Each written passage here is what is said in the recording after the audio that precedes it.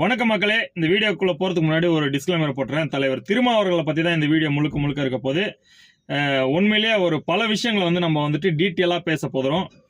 ஒருத்தர் நன்மை செய்யும் போது பாராட்டவும் கத்துக்கணும், ஒருத்தர் தவறுகள் செய்யும் போது சுட்டி காட்டவும் விமர்சனம் செய்யவும் கத்துக்கணும்.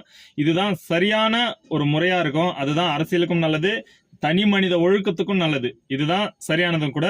சரி, விஷயத்துக்கு வரேன். என்ன அப்படின்னா, தமிழக அரசியல்ல கடந்த 2 வாரங்களா பயங்கரமான அதிரடி மாற்றங்கள் முதல்வர் அவர்கள் நிகழ்த்திட்டு வராரு.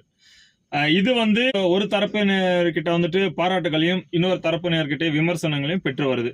இது தவிர்க்க முடியாதது. ஓகே, ஒருத்தர் நல்லது செஞ்சாலும் விமர்சிக்க ஜனங்கள் இருப்பாங்க, கெடுதல் செஞ்சாலும் விமர்சிக்க ஜனங்கள் இருப்பாங்க. எது செஞ்சாலும் 2 தரப்பு இருப்பாங்க. அதை பத்தி பிரச்சனை இல்லை. ஆனா திருமாவளவன் தான் எங்களோட அரசியல் ஆசான் அப்படின்னு சொல்லிட்டு அவரை தலையை தூக்கி வச்சு ஆடிட்டு இருந்த இந்த வாடகை வாயன்கள் இவனுங்கெல்லாம் என்ன பண்றாங்கன்னா, இன்னைக்கு திருமாவர்களையே விமர்சிக்க ஆரம்பிச்சிருக்கிறாங்க. என்ன காரணம்னா, அவர் திமுகவுக்கு துரோகம் பண்ணிட்டாராம். திமுகவுக்கு துரோகம் பண்ணிட்டு தாவேகாவோட கூட்டணி வச்சுட்டாராம். தாவேகா அமைச்சரவையில பங்கு வச்சுட்டாராம். எனக்கு இத சொன்னா காமெடியா தான் இருக்குது. இவ்வளவு நாள் சமூக நீதி போராளிகள்ன்ற போர்வையில எப்படி ஒளிஞ்சிருந்திருக்காங்க பாருங்க இந்த மாதிரி சாடிஸ்டுங்கெல்லாம். இவ்வளவு நாள் அவரை விமர்சிக்கல.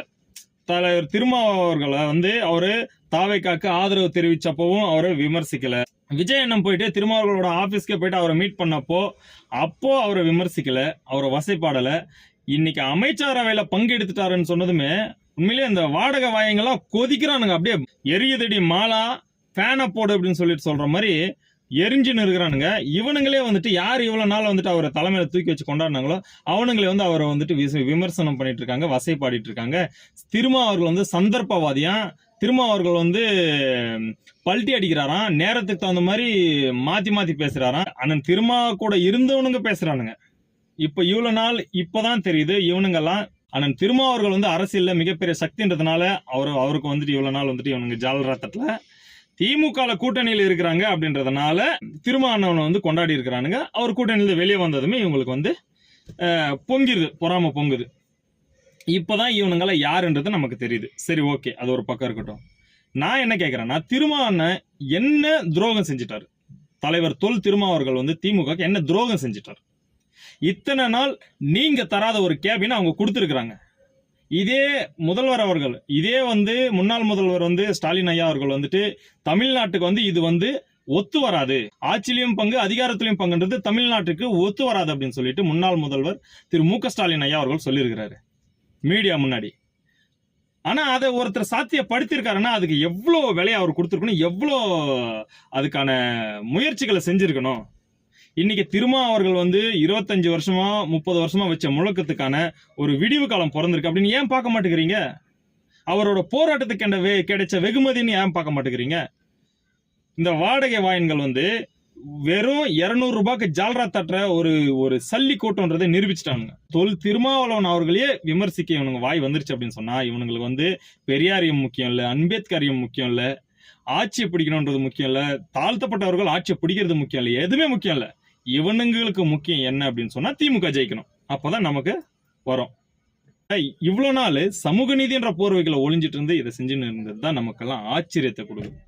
234 தொகுதியில 15%னா 35 எம்எல்ஏக்கள், 35 அமைச்சர்கள், 35 அமைச்சர்கள்ல இதுவரைக்கும் 34 அமைச்சர்கள் தான் நம்ம தமிழக சட்டமன்றத்துல இருந்தது. இன்னைக்கு 35 அமைச்சர்கள் கொடுத்திருக்காங்க. 35 அமைச்சர்கள் இன்னைக்கு நிர்வாகம் பண்றாங்க. அப்படி இருக்கிற சூழ்நிலையில அதுல ஒரு குறிப்பிட்ட பெரிய பங்கு 8 அமைச்சர்கள் ஒரு தாழ்த்தப்பட்ட சமுதாயத்துக்கு கிடைக்குது அப்படின்னு சொன்னா இன்னைக்கு எவ்வளவு பெரிய சமூக நீதி இது.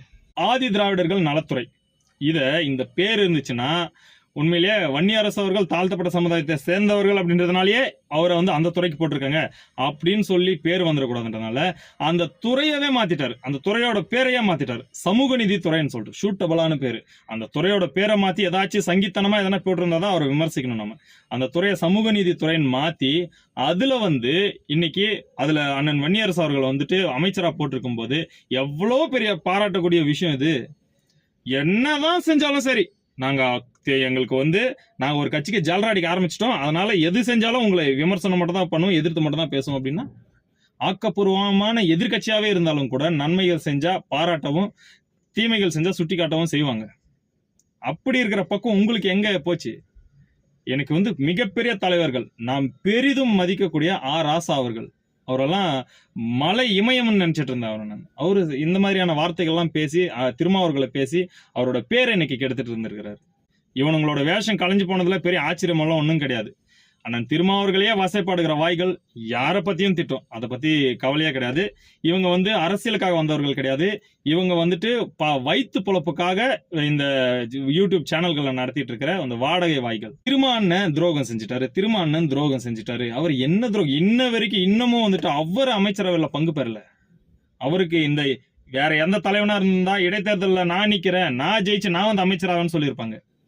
நான் எலெக்ஷன்ல நிக்கல, நான் எம்எல்ஏவா இல்ல, அதனால இன்னொருத்தரோட வாய்ப்பை நான் தட்டி பறிக்க கூடாது, அது என் தம்பிக்கு தான் அப்படின்னு சொல்லிட்டு வன்னியரசு அவர்களுக்கு வந்து அந்த அமைச்சர் பதவியை கொடுத்தாருன்னா எப்பேற்பட்ட மகத்தான தலைவரா இருக்குவார் யோசிச்சு பாருங்க. அவருக்கு இந்த நேரத்துல இந்த சூழ்நிலை கைதினுவாங்களா அப்படி இருக்காரு அவரு. ஒரு பக்கம் டிஎம்கே கூட்டணியை விடவும் முடியல, இந்த பக்கம் விஜயை தாங்கி பிடிக்கவும் முடியல, அந்த ஒரு சூழ்நிலை கைதி இப்ப மாறி நிக்கிறாரு. உண்மையிலேயே சமூக நீதிக்கு ஒரு உருவம் தரணும் அப்படின்னு சொன்னா எங்க அண்ணன் விஜய் அவர்களை தான் நான் கொடுப்பேன். ஏன்னா இது வரைக்கும் தமிழக வரலாற்றுல, இது வரைக்கும் தமிழக அரசியல் வரலாற்று 70 ஆண்டுகள்ல நடக்காத ஒரு விஷயத்தை இன்னைக்கு நடத்தி காட்டியிருக்காரு அப்படின்னு சொன்னா இன்னும் இன்னைக்கு மட்டும் கிடையாது, இன்னும் 10 வருஷம் கிடையாது, இன்னும் 20 வருஷத்துக்கு 4 எலெக்ஷனுக்கு கண்டிப்பா அண்ணன் போஸ்ட்ல முதலமைச்சர் அடிக்க போறது எங்க அண்ணன் மட்டும்தான். இது என்ன வேணாலும் நினைச்சுக்கோங்க. அப்படி இருக்கிற பட்சத்துல இன்னைக்கு வந்து இந்த ஆட்சியை தாங்க வேண்டிய கட்டாயம் ஏற்பட்டிருக்கு. இந்த ஆட்சியில அமைச்சரவையில பங்கேற்க வேண்டிய கட்டாயம் ஏற்பட்டிருக்கு. வெறும் தூரத்துல இருந்தே கத்திட்டு நீங்க தராத ஒரு அங்கீகாரத்தை அவங்க கொடுத்திருக்காங்க. உங்க கூட்டணியில இருக்கும்போது போன தடவை 4 எம்எல்ஏக்கள் இருந்தாங்க, ஒரு அமைச்சர் பதவி கொடுத்திருக்கலாமே.